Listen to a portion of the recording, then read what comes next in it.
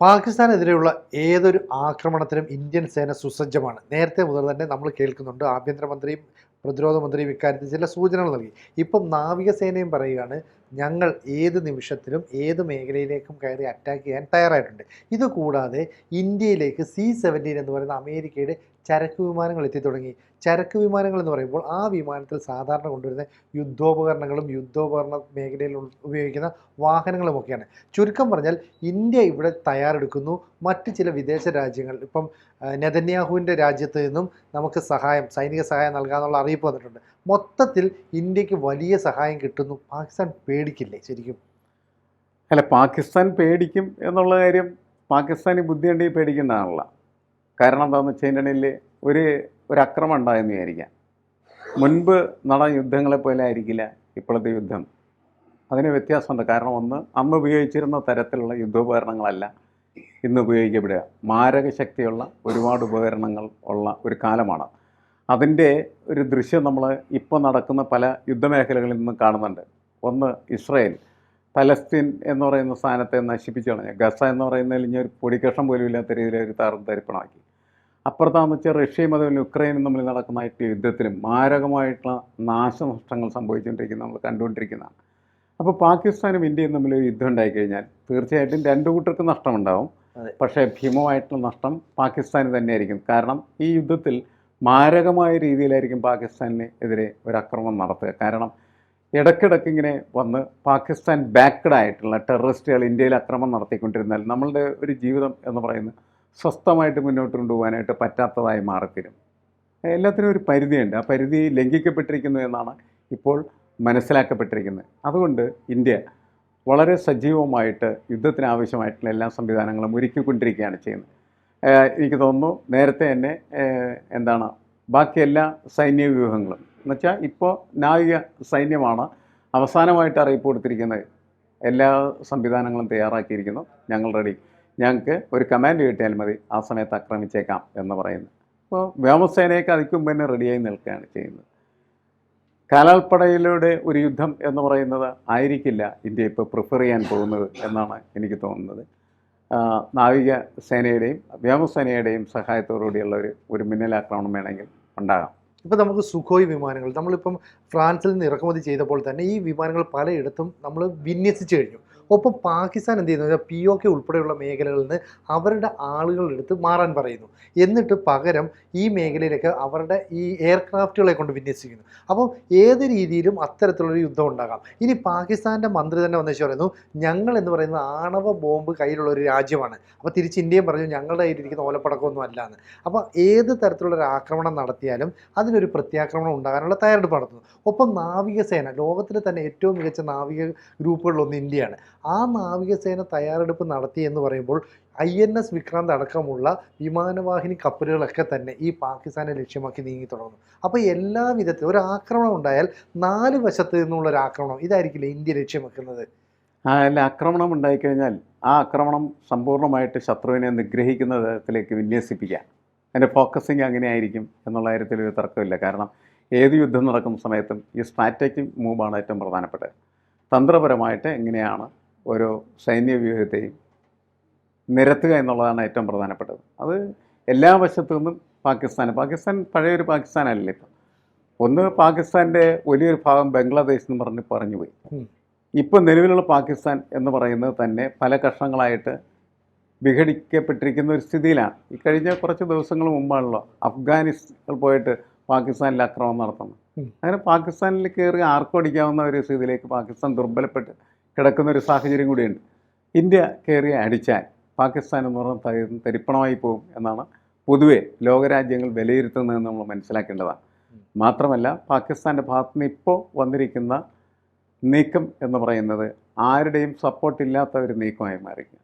കാരണം ഈ പഹൽഗാമിലെ ഈ ആക്രമണത്തെ ഏതെങ്കിലും രാജ്യം സപ്പോർട്ട് ചെയ്യും? സപ്പോർട്ട് ചെയ്യാൻ പറ്റില്ല. കാരണം വെച്ചാൽ എല്ലാ രാജ്യങ്ങൾക്കും എതിരായിട്ടുള്ള എല്ലാ രാജ്യങ്ങളുടെയും ജീവിതത്തെ തകർക്കുന്ന പ്രക്രിയയുടെ ഒരു പാർട്ടായിട്ട് നമുക്കതിനെ വിലയിരുത്തേണ്ട കാര്യമാണ്. അതുകൊണ്ട് അവർക്ക് ഒരു സ്ഥലത്തുനിന്നും സപ്പോർട്ട് കിട്ടാനുള്ള സാധ്യതയില്ല. അങ്ങനെ വരുന്ന സമയത്ത് നമ്മൾ അവർക്കെതിരെ ആഞ്ഞടിക്കാൻ തീരുമാനിച്ചിട്ടുണ്ട്. പക്ഷേ ഈ ആഞ്ഞടിക്കൽ കൊണ്ട് അവർക്ക് മാത്രമല്ല നഷ്ടം ഉണ്ടാകും, നമുക്ക് നഷ്ടം ഉണ്ടാകും. നമ്മൾ നോക്കുന്നത് എങ്ങനെയാണെന്ന് വെച്ചാൽ തന്ത്രപരമായിട്ട് അവരെ എങ്ങനെ പൊളിക്കാം. അതിനാണിപ്പോൾ വെള്ളം അവർക്ക് നിഷേധിച്ചു. രണ്ടാമത് അവരുടെ രാജ്യത്തേക്ക് നമ്മൾ നടത്തിയിരുന്ന കയറ്റുമതികൾ മുഴുവനും അവസാനിപ്പിച്ചു.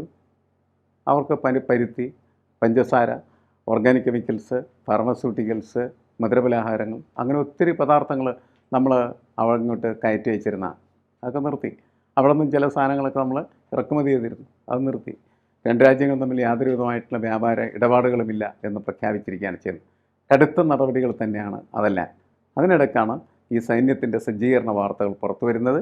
ഇന്ന് എന്താണ് നമ്മുടെ നാവികസേന ഞങ്ങൾ റെഡിയായിരിക്കുന്നു, ഞങ്ങൾക്ക് കമാൻഡ് മാത്രം മതി എന്ന് പ്രഖ്യാപിച്ചിരിക്കുകയാണ് ചെയ്യുന്നത്. ഇപ്പോൾ ലഷ്കർ ഇ തൊയ്ബ എന്ന് പറയുന്ന ഭീകര സംഘടന ഈ പാകിസ്ഥാൻ തന്നെ വളർത്തിക്കൊണ്ടുവരുന്നതാണ്. അതായത് പാക് ആർമിയിൽ നിന്ന് റിക്രൂട്ട് ചെയ്തിട്ട് ലഷ്കർ ഇ തൊയ്ബയിലേക്ക് ആളുകളെ കൊണ്ടുവരുന്നു. എന്നിട്ട് അവർ കാശ്മീരിലേക്ക് നുഴഞ്ഞു കയറിയപ്പോൾ ദ റെസിസ്റ്റൻസ് ഫ്രണ്ട് എന്ന് പറയുന്ന പുതിയൊരു പേരിട്ട് അതിനെ പറയുന്നു. എന്നിട്ട് പറയുന്നു ഞങ്ങൾക്ക് റെസിസ്റ്റൻസ് ഫ്രണ്ടിനെ അറിയില്ല. അപ്പോൾ പാകിസ്ഥാൻ്റെ തന്ത്രം എന്ന് പറയുന്നത് അവിടുത്തെ ആർമി റിക്രൂട്ട് ചെയ്ത് അവർ പരിശീലിപ്പിച്ച് പണം കൊടുത്തിട്ട് ഇന്ത്യയിലേക്ക് കാശ്മീരിലേക്ക് നുഴഞ്ഞു കയറാൻ വിടുന്നു. ഇതുപോലെയാണ് ഇന്ത്യ റോ എന്ന് പറയുന്ന നമ്മുടെ രഹസ്യാന്വേഷണ ഏജൻസി കുറേ സഹായമൊക്കെ നൽകിയിട്ടുണ്ടാണ് ബലൂചിസ്ഥാൻ ലിബറേഷൻ ആർമി അവിടെ പ്രവർത്തിക്കുന്നത്. അപ്പോൾ ബലൂചിസ്ഥാൻ ലിബറേഷൻ ആർമി എപ്പോഴൊക്കെ അവിടെ അറ്റാക്ക് നടത്തുന്നു അപ്പോഴൊക്കെ പാക് ആർമി പറയുമായിരുന്നു ഇതിൻ്റെ പിന്നിൽ ഇന്ത്യയാണെന്ന്. സ്വാഭാവികമായിട്ടും നമ്മളത് ചെയ്യുമായിരിക്കാം. അപ്പോൾ പാക് ഒക്കുപ്പൈഡ് കാശ്മീരിലുള്ള ജനങ്ങൾ എന്തുകൊണ്ടാണ് കാശ്മീരിൻ്റെ വികസനം കണ്ട് അവിടെ പ്രശ്നം ഉണ്ടാക്കുന്നത്? അപ്പോൾ അവിടെ ആഭ്യന്തര പ്രശ്നങ്ങൾ ഉണ്ടായിക്കൊണ്ടിരിക്കുന്നു, അതിൻ്റെ പിന്നിൽ ഇന്ത്യയാണെന്ന് പറയുന്നു. അപ്പോൾ ഇന്ത്യ ഇത്തരത്തിലുള്ള തന്ത്രം പ്രകടിപ്പിക്കും. കാരണം യുദ്ധം ഉണ്ടായാൽ അങ്ങോട്ടും ഇങ്ങോട്ടും നഷ്ടമാണ്. നമ്മുടെയും കുറച്ച് ജവാന്മാർ നഷ്ടപ്പെടും, അവർക്കും നഷ്ടപ്പെടും. അപ്പോൾ അത്തരത്തിലുള്ള ഒരു നഷ്ടം ഉണ്ടാകാതിരിക്കാനാണ് നമ്മൾ സിന്ധു നദീ ജല കരാർ, ഷിംല കരാർ എന്നൊക്കെ പറഞ്ഞ് ഇവയൊക്കെ റദ്ദാക്കുന്നത്. അപ്പോൾ ഇത് റദ്ദാക്കുന്നതിനൊപ്പം തന്നെ ഇന്ത്യയുടെ പ്രതിരോധ മന്ത്രി ആഭ്യന്തരമന്ത്രിയും പറയുന്നത് ഏത് നിമിഷവും നിങ്ങളൊരു ആക്രമണത്തിന് തയ്യാറായിരിക്കണം, സമയം എപ്പോഴാണ്, ഏതാണ് സാഹചര്യം എന്നൊന്നും പറയാൻ പറ്റില്ല. അപ്പോൾ അത്തരത്തിൽ ഞങ്ങൾ തയ്യാറായി എന്ന് പറയുന്നു. ഒപ്പമാണ് ഇസ്രയേലിൻ്റെ ഭാഗത്ത് നിന്ന് അമേരിക്കയുടെ ഭാഗത്ത് നമുക്ക് യുദ്ധോപകരണം ഇങ്ങോട്ടേക്ക് കയറ്റി അയക്കുന്നത്. ഇതെല്ലാം കൂടെ കൂട്ടി വായിക്കുമ്പോൾ ഒരു നിർദ്ദേശം അല്ലെങ്കിൽ ഒരു ഉത്തരവ് ഉണ്ടായാൽ ഉടൻ നമ്മൾ കയറി അടിക്കാം. പക്ഷേ ഈ ആക്രമണത്തിലൂടെ അങ്ങോട്ടും ഇങ്ങോട്ടും സൈനികരുടെ കുറേ പേരുടെ ജീവൻ നഷ്ടപ്പെടും, കുറേ സാമ്പത്തികം നഷ്ടപ്പെടും, കുറേ ഭൂമികൾ നഷ്ടപ്പെടും. അപ്പോൾ ഇതൊക്കെ ഉണ്ടാകാതിരിക്കാൻ നയതന്ത്രം നമ്മൾ കൃത്യമായിട്ട് ചെയ്യുന്നു. പക്ഷേ പാകിസ്ഥാൻ ആ നയതന്ത്രം ഇല്ല. അപ്പോൾ പാകിസ്ഥാൻ ചൊറിഞ്ഞാൽ നമ്മൾ കയറി അടിച്ചല്ലേ പറ്റുള്ളൂ. ഇനി അല്ല, നയതന്ത്രം ഇല്ല എന്ന് പറയാൻ പറ്റില്ല. കാരണം ഈ പ്രൊവക്കേറ്റീവ് ആയിട്ടുള്ള ഡയലോഗ്സ് തന്നെ നയതന്ത്രത്തിൻ്റെ ഭാഗമായിട്ട് നടന്നതായിരിക്കണം. കാരണം എന്ന് വെച്ചാൽ അടിക്കുന്നില്ല, അടിക്കാതിരിക്കുമ്പോൾ കുരക്കും. ഇത് കുരകളായിട്ട് മാത്രമേ നമ്മൾ കണക്കാക്കേണ്ട ആവശ്യമുള്ളൂ. കാരണം അങ്ങോട്ടും ഇങ്ങോട്ടും ബഹളമൊക്കെ ഉണ്ടാക്കും. ബഹളം ഉണ്ടാക്കുന്നതിൻ്റെ പേരിൽ ആർക്കും നഷ്ടമൊന്നുമില്ല, അല്ലേ? ഇപ്പോൾ പാകിസ്ഥാൻ്റെ പഴയ വിദേശകാര്യമന്ത്രി തന്നെ പ്രഖ്യാപിച്ചെന്താണെന്ന് വെച്ച് കഴിഞ്ഞിട്ടുണ്ടെങ്കിൽ ഞങ്ങളുടെ ജലം നിങ്ങൾ തന്നില്ല എങ്കിൽ നിങ്ങളുടെ നദിയിലൂടെ നിങ്ങളുടെ പട്ടാളക്കാരുടെ രക്തം ഞങ്ങൾ ഒഴുക്കും എന്നൊക്കെ. അത് വെറും ഹാജടി മാത്രമാണ്, അല്ലാണ്ട്. പക്ഷേ ഭൂട്ടോ സർദാരി എന്ന് പറയുന്ന മന്ത്രി വലിയൊരു ജനക്കൂട്ടത്തെ നോക്കിയിട്ടില്ലേ പറയുന്നത്? അത് ശരിയാണ്, ജനങ്ങളെ തീപിടിപ്പിക്കുന്നു എന്നുള്ളത് മാത്രമാണ് അതുകൊണ്ട് മനസ്സിലാക്കേണ്ടത്.